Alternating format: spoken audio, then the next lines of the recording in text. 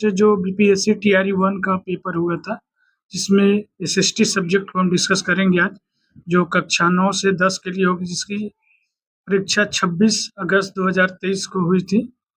तो उसका history discuss करेंगे। नेक्स्ट उसमें कॉम्बिनेशन होता है, हिस्ट्री के साथ आप पॉलिटी ले सकते थे, हिस्ट्री के साथ आप चाहे तो ज्योग्राफी ले सकते थे, या हिस्ट्री के साथ चाहे तो आप इकोनॉमिक्स ले सकते थे, और ज्योग्राफी के साथ भी ऐसा ही कॉम्बिनेशन होता था। मतलब हिस्ट्री और ज्योग्राफी में से कोई एक कॉम्बिनेशन आपका होना चाहिए था।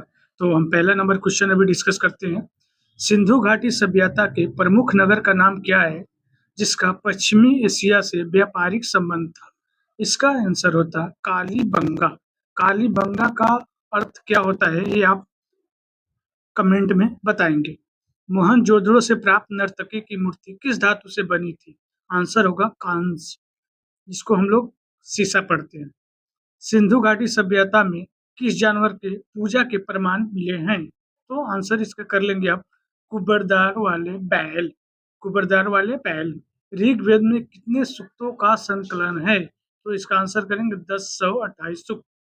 किरातुर्जनियम किसने लिखा था? आंसर करेंगे भारवी। वैदिक काल में प्रयुक्त पूर का अर्थ क्या है? पूर का अर्थ होता था वैदिक काल में दुर्ग। ऋग्वेद में तक्षण किसे कहते हैं? तो ऋग्वेद में तक्षण बढ़ई को बोला जाता था। मौर्यकालीन कांकनी किस धातु के बने सिक्के थे? तो कांकनी का मतलब होता था तांबा। विश्व का पहला गणतंत्र यानी वैशाली में किसके द्वारा स्थापित किया गया था? तो इसका दो नाम प्रचलित है, जैसे सुपुष्पा, इसी को लिच्छवी वंश बोलते हैं। जैसे किसी बच्चे का नाम घर में मोहन और स्कूल में जहाँ पे उसका नामांकन है वहाँ पे राज हो सकता है, उसी तरह सुपुष्पा का ही दूसरा नाम लिच्छवी वंश है। ये काफी एक नया वर्ड देखने को मिल रहा है, सुपुष्पा। अगर वन डे एग्जाम जो हम लोग एमसीक्यू बेस्ड देते हैं, अगर उसमें लिच्छवी वंश ना देकर सुपुष्पा दिया जाए तो मैक्सिमम लोग चांस हो गए या तो इसको छोड़ देंगे, नहीं तो गलत करके आ जाएंगे। तो आशा करते हैं अब आप गलती नहीं करेंगे। कौटिल्य का अर्थशास्त्र कितने अधिकरणों में विभाजित है? आंसर करेंगे 15 अधिकरण। इल्तुतमिश ने बिहार में अपना प्रथम सूबेदार किसे नियुक्त किया? तो इसका आंसर करेंगे मलिक जानी। बिरसा मुंडा का कार्य क्षेत्र कहाँ था? तो रांची। वर्तमान उस टाइम पे ये बिहार में पड़ता था। मगध की प्रथम राजधानी कौन सी थी? तो गिरिब्रिज या राजगीर, दोनों ठीक है, दोनों एक ही नाम है, जैसे लास्ट एग्जाम्पल में बताएं। इंडिका पुस्तक में किस प्रशासन का वर्णन है? तो इसका आंसर करेंगे पाटलिपुत्र। मित्रों, आप बताएंगे इंडिका का लेखक कौन है? कमेंट में आंसर करेंगे। मदद ए मास पुस्तक सॉरी मदद ए मास मुगल प्रशासन में किससे संबंधित था? तो जो ये विद्वान को दी जाने वाली राजस्व मुक्त भूमि थी, उसी को हम लोग मदद ए मास के नाम से जानते हैं। पुनः समझौता का उद्देश्य क्या था? तो पुनः समझौता का उद्देश्य था दलित वर्ग का प्रतिनिधित्व। दोस्तों, आप कमेंट में बताएंगे पुनः समझौता कब हुआ था? जंतर मंतर का निर्माण किसने कराया था? तो ये आपको पता है, सवाई जयसिंह द्वितीय के द्वारा कराया गया था। आंसर नेक्स्ट क्वेश्चन देखते हैं। वंदे मातरम के रचनाकार कौन है? मतलब इसका कहने का मतलब ये हुआ कि वंदे मातरम जो था वो किसने लिखा था? उनका नाम होगा बंकिम चंद्र चटर्जी। क्रिस्टोफर कोलंबस जो 1492 ईस्वी में अमेरिका के महान खोजकर्ता किस देश द्वारा वित्त पोषित किया गया था? आंसर करेंगे स्पेन। बोस्टन टी पार्टी इतिहास का एक महत्वपूर्ण घटना है, किससे संबंधित है? तो अमेरिकी स्वतंत्रता संग्राम से। आंसर करेंगे बोस्टन टी पार्टी की घटना कब हुई थी? कमेंट में आप आंसर कर देंगे। अमेरिका के इतिहास में 4 जुलाई 1776 क्यों महत्वपूर्ण मानी जाती है? तो अमेरिका स्वतंत्रता की घोषणा हुई थी 4 जुलाई 1776 को। फ्रांसीसी क्रांति के समय फ्रांस का शासक कौन था? तो लुई 16वां था। औद्योगिक क्रांति के दौरान सूती वस्त्र उद्योग में क्रांति लाने वाली स्पिनिंग जेनी का आविष्कारक कौन था? आंसर करेंगे जेम्स हारग्रीव्स। 1831 में यंग इटली मूवमेंट, जिसका उद्देश्य था गणतंत्र स्थापित करना, किसके द्वारा परिणाम किया गया था? जोसेफ मेजनी के द्वारा। जर्मनी के एकीकरण का वास्तुकार कौन था? जो रक्त एवं लौह की नीति पर विश्वास करता था? Ottoman, Bismarck? इसका अगर कन्फ्यूजन हो रहा हो तो सिर्फ आप बिस्मार्क में आंसर कर सकते हैं याद करने के लिए। द्वितीय विश्व युद्ध नवंबर 1941 में अमेरिका के प्रवेश का मुख्य कारण क्या था? पर्ल हार्बर हवाई स्थित अमेरिकी बड़े बेड़े पर जापानी जो द्वारा बमबारी। जब मार्को पोलो ने चीन का दौरा किया था तब वहां का शासक कौन था? आंसर करेंगे कुबलाई खान। संयुक्त राज्य अमेरिका में पहली अंग्रेजी बस्ती कौन थी? जेम्स टाउन थी। टेनिस कोर्ट की शपथ किस क्रांति से संबंधित है? आंसर करेंगे फ्रांसीसी क्रांति। मित्र राष्ट्र ने सेब्रेस की संधि किस देश के साथ की थी? तो टर्की को ही तुर्की पढ़ा जाता है। नेक्स्ट, 1733 में फ्लाइंग शटल मशीन का आविष्कार किसने किया था? इसका आंसर करेंगे जॉन के। किस संधि द्वारा 30 वर्षीय युद्ध की समाप्ति हुई? आंसर करेंगे वेस्टफालिया की संधि। नेक्स्ट देखते हैं अभी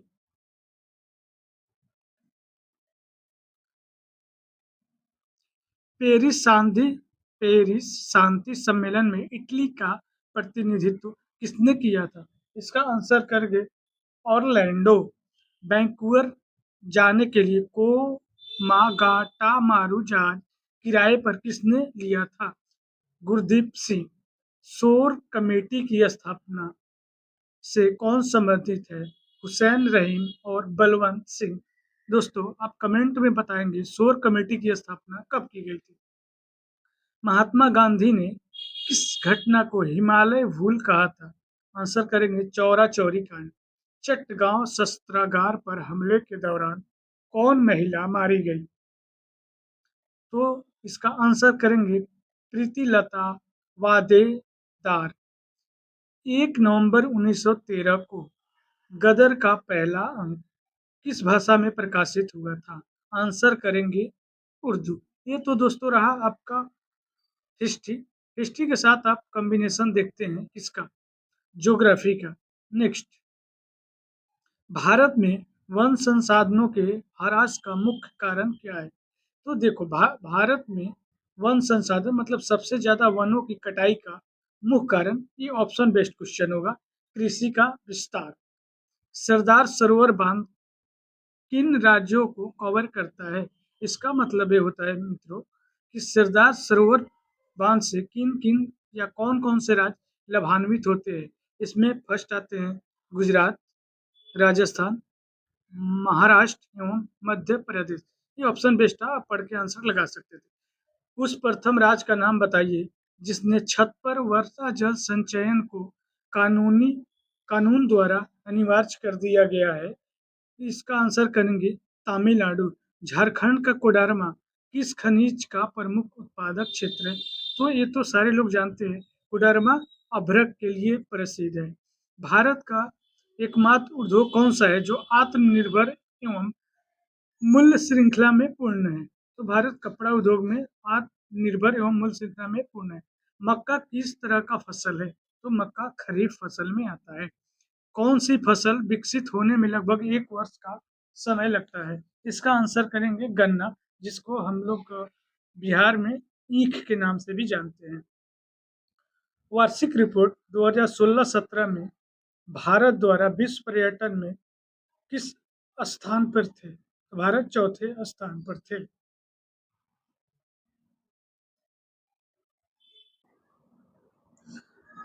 जलोढ़ मिट्टी को उसकी आयु के आधार पर वर्गीकृत किया जाता है। नई जलोढ़ मिट्टी का क्या नाम है? तो नई जलोढ़ मिट्टी को खादर कहते हैं, जबकि पुरानी को बांगर के नाम से जाना जाता है। नेक्स्ट क्वेश्चन देखेंगे आप, कौन सी मिट्टी कपास उगाने के लिए आदर्श है? इसका आंसर करेंगे काली मिट्टी। भारत के किस स्थान पर सर्वाधिक वर्षा होती है? आंसर करेंगे मौसिनराम, जो कि आपको पता है मेघालय राज्य में पड़ता है। भूदान या ग्राम दान आंदोलन, जिसे रक्तहीन क्रांति के नाम से भी जाना जाता है, किसके द्वारा शुरू किया? इसको वीवीआई कर लेंगे। ये रक्तहीन क्रांति अगर आ जाएगा, मैक्सिमम लोग इस क्वेश्चन को या तो स्किप करेंगे, नहीं तो गलत करने के चांसेस ज्यादा हो जाते हैं। तो आप इसको रक्तहीन देने की वजह से आप इसको क्या कर लेंगे, अंडरलाइन कर लेंगे। चलिए तो हम लोग नेक्स्ट क्वेश्चन देखते हैं। कुछ टूथपेस्ट में चमक किस खनिज से आती है? ये पता है, अवरक्त के कारण जो टूथपेस्ट यानी जो हम लोग ब्रश करने के लिए जो मंजन यूज करते हैं उसमें हल्का सा लाइटिंग कलर आता है, तो वो अवरक्त के कारण आता है। कौन सा भारत में एक प्रमुख शक्ति मीन्स पावर उत्पादन करने वाला निगम है और उसके पास पर्यावरण प्रणाली प्रबंधन प्रणाली 14001 के लिए ISO प्रमाणन है? इसका है NTPC। आप NTPC का फुल फॉर्म कमेंट में बता देंगे। स्वर्णिम चतुर्भुज सुपर हाईवे समय और दूरी को कम करने के लिए भारत के 4 प्रमुख शहर कौन-कौन को जोड़ता है? दिल्ली, कोलकाता, चेन्नई, मुंबई। ठीक है? इसका लोकार्पण किसने किए, कौन किए थे? ये आप कमेंट में बताएंगे। कौन सा बंदरगाह आजादी के बाद सबसे पहले बनाया गया? मतलब जब भारत स्वतंत्र हुआ, इसका मतलब ये हुआ कि 1947 के बाद प्रथम पोर्ट कौन बनाया गया? झारखंड, छत्तीसगढ़ और मध्य प्रदेश राज्य खनिज के किस निक्षेप के मामले में समृद्ध है? इसका आंसर करेंगे कोयला। इसका कोयला। कौन सा देश विश्व में चावल का सबसे बड़ा उत्पादक है? तो चावल से ही नाम जुड़ा हुआ है चीन, तो इसमें आंसर हो जाएगा चीन। भारत में राष्ट्रीय वन नीति किस वर्ष लागू की गई? 1952। उसी टाइम पे ये बताया गया था कि हमारे लैंड पे मतलब भूमि पे 33% क्या होना चाहिए, वनों का होना बहुत जरूरी है। एल्युमिनियम किस कच्चे माल से निकाला जाता है? तो एल्युमिनियम का जो है वो यस वो बॉक्साइट है। गोबी मरुस्थल कहाँ है? गोबी चीन और मंगोलिया में है। सीन नदी किस नगर से होकर बहती है? आंसर करेंगे पेरिस। कौन सा करेंगे? आंसर कर लेंगे इसका आप लोग पेरिस। या पेरिस किस नदी के किनारे बसा हुआ है? तो ये भी आंसर हो जाएगा सीन नदी। विश्व में कच्चे पटसन का प्रमुख उत्पादक देश कौन है? तो ये बांग्लादेश है। उससे पहले जो बांग्लादेश इंडिया में था तो इंडिया ही होता, शायद ऐसा कंफर्म नहीं है। दक्षिण गंगोत्री कहाँ स्थित है? अंटार्कटिका में। दक्षिण अमेरिका की सबसे लंबी नदी कौन है? देखो, ये कह रहे हैं दक्षिण अमेरिका, अमेरिका का दो पार्ट है, एक नॉर्थ अमेरिका एक साउथ अमेरिका। तो साउथ अमेरिका की बात करें, सबसे लंबी नदी कौन है? अमेजन। भारत का अधिकतम गेहूं उत्पादक राज्य कौन है? उत्तर प्रदेश। अगर प्रति हेक्टेयर कहता है कि सबसे ज्यादा गेहूं का उत्पादन किस राज्य में होता है, तब वहां पे आंसर आप करेंगे पंजाब। रियो पृथ्वी शिखर सम्मेलन 1992 के एजेंडा 21 में क्या निहित है? तो वैश्विक संधारणीय विकास को प्राप्त करना। विश्व का सबसे अधिकतम कोयला उत्पादक देश कौन है? तो इसका आंसर करेंगे चीन। और सबसे ज्यादा रिजर्व है किसके पास? ये आंसर में आप लगाएंगे। भारत में सबसे पुराना तेल भंडार कहाँ है? तो डिगबोई असम। विश्व में एल्युमिनियम का सबसे बड़ा उत्पादक देश कौन है? तो ये चीन है। चीन और किस किस में? कोयला का सबसे ज्यादा उत्पादन करता है, चावल का भी सबसे ज्यादा उत्पादन करता है। ग्रेट विक्टोरिया मरुस्थल कहाँ है? आंसर लगाएंगे ग्रेट विक्टोरिया मरुस्थल चीन में है। चलिए दोस्तों, तो अब हम डिस्कस करते हैं पॉलिटिकल साइंस का, जो कि या तो आप हिस्ट्री के साथ कॉम्बिनेशन रख सकते हैं या चाहे तो आप ज्योग्राफी के साथ पॉलिटी रख सकते हैं। चलिए प्रथम इसका क्वेश्चन देखते हैं। क्वेश्चन नंबर 1, भारत के संविधान की प्रस्तावना किस देश से ली गई है? देखिए, बहुत इंपॉर्टेंट क्वेश्चन है। भारत के संविधान में जो प्रस्तावना है वो अमेरिका के संविधान से लिया गया है, जबकि प्रस्तावना की भाषा कमेंट में बताएंगे किस देश से लिया गया है। अधिकतम निर्वाचन क्षेत्र वाले राज्यों को उसके घटते क्रम में स्थिति क्या है? मतलब एक ऑप्शन बेस्ड क्वेश्चन है। सबसे ज्यादा उत्तर प्रदेश, महाराष्ट्र, पश्चिम बंगाल और बिहार, एक 4-5 ऑप्शन थे, उसमें आपको क्या करना था? अरेंज कर लेना था। राष्ट्रपति अपने अधिकारों का निस्तारण किसकी सलाह से करता है? तो राष्ट्रपति अपने अधिकारों का निस्तारण मंत्रिपरिषद की सलाह से करता है। दल बदल विरोधी कानून क्या सुझाव देता है? तो दल बदल विरोधी कानून हमें सुझाव देता है पार्टियों को बदलने से रोकने के लिए संशोधन। पहले क्या होता था, या अभी कभी कभी आप देखते होंगे, कोई किसी पार्टी से चुनाव जीतता है और तुरंत किसी और पार्टी में मंत्री पद या किसी और लालच या लोभ के कारण चला जाता है, तो दल बदल कानून इसी को रोकता है। हालांकि ये भी अभी उतना कारगर नहीं है। इसका कथन है लोकतांत्रिक सरकार जनता की और जनता के लिए है एवं जनता के द्वारा है। तो ये अब्राहम लिंकन का है।